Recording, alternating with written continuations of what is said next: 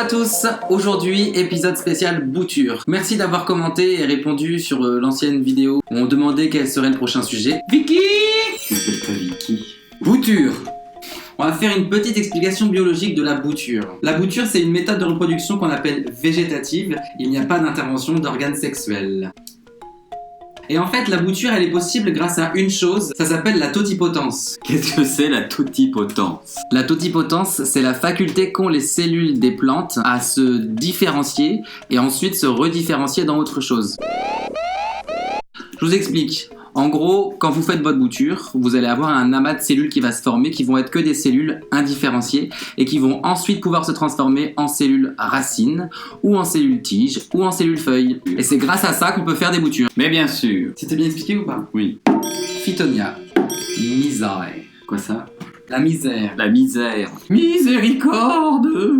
Comment prélever sa bouture? Un bon sécateur qui coupe. Alors pour choisir sa bouture, en fait, c'est assez simple. Il faut choisir une branche qui soit assez vigoureuse. Et il faut savoir ensuite que les racines, pour la plupart des plantes, elles vont partir là où commencent les feuilles. En fait, vous avez la tige, vous avez les feuilles qui s'insèrent au même endroit, après encore une autre tige, et des feuilles qui s'insèrent, et une tige. L'idée, c'est de couper juste en dessous, là où les feuilles s'insèrent, ça s'appelle le nœud. C'est de là que vont partir les racines. Donc je compte, là je laisse un nœud, et celui-ci sera sous la terre. Et je coupe un peu en dessous. Paf! Paf!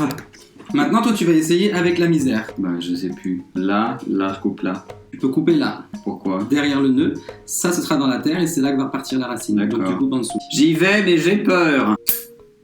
Maintenant, tu fais pareil avec celle-là.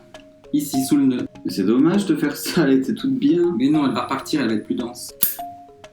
Et en plus, l'avantage de faire des boutures comme ça, c'est que là, j'avais cette misère qui était du coup toute allongée. Le fait de la tailler sur la pointe, elle va refaire des départs un peu plus à la base, elle va être plus touffue. Ça évite d'avoir juste deux brins super longs et tout secs qui sont pas jolis, mais d'avoir plutôt 5-6 un peu plus serrés. Je t'ai fait un bouquet. Oui, c'est gentil. Un joli bouquet. Un joli bouquet. Donc maintenant qu'on a nos boutures, il faut les préparer. Préparez votre pâte dans une jatte plate. Donc là, qu'est-ce qui se passe actuellement pour la plante? Là, elle va mourir. Elle a plus de vie, elle a plus de racines. Les plantes, en général, elles ont un tout petit peu de réserve quand même dans leurs tiges et un petit peu dans leurs feuilles. La plante, comme tous les êtres humains, elle transpire. Non, mais moi, je sens très bon. Et du coup, il faut réduire sa surface de transpiration parce qu'il n'y a plus de racines, il n'y a plus rien. On supprime les feuilles de la base. Il n'y a plus rien. Et ensuite, celles qu'on a dessus, je réduis la surface de transpiration, je coupe les feuilles Ah ouais. par moitié. Là, vous avez une bouture qui est préparée, pas trop de surface foliaire. Foliaire. Pareil pour celle-ci, c'est toi qui vas la faire. Je coupe là Ouais, et là. ouais. Et ensuite je raccourcis dessus. les feuilles. Oui, plus généreusement. Oui, parce qu'il faut savoir que j'ai pas mes lentilles, du coup je vois absolument rien. C'est bien là. Oui, oui, c'est très bien. La deuxième.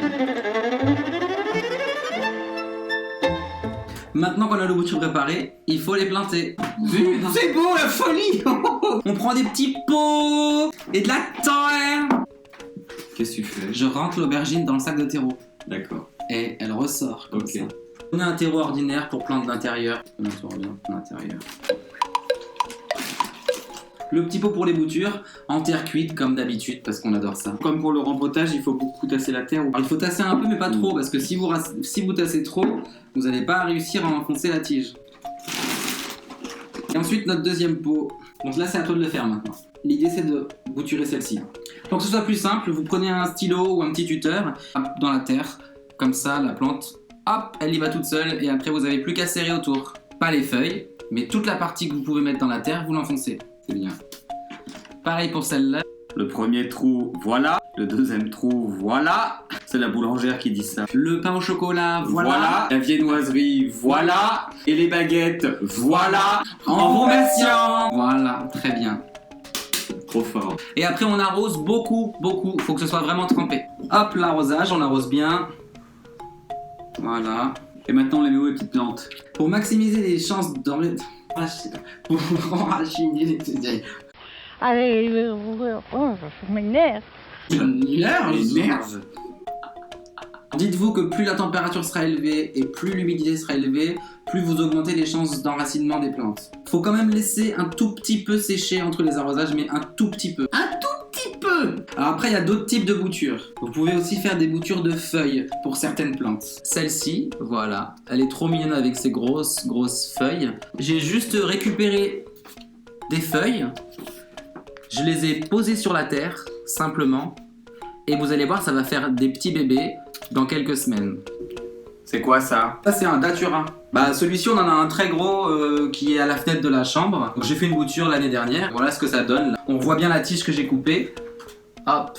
Et la petite pousse qui est sortie. Et paf, ça fait des chocs à pic. Et là, la vidéo. Voilà. On espère que vous avez appris encore plein de choses cette fois-ci. On vous fait des gros bisous. Et à bientôt pour le prochain épisode.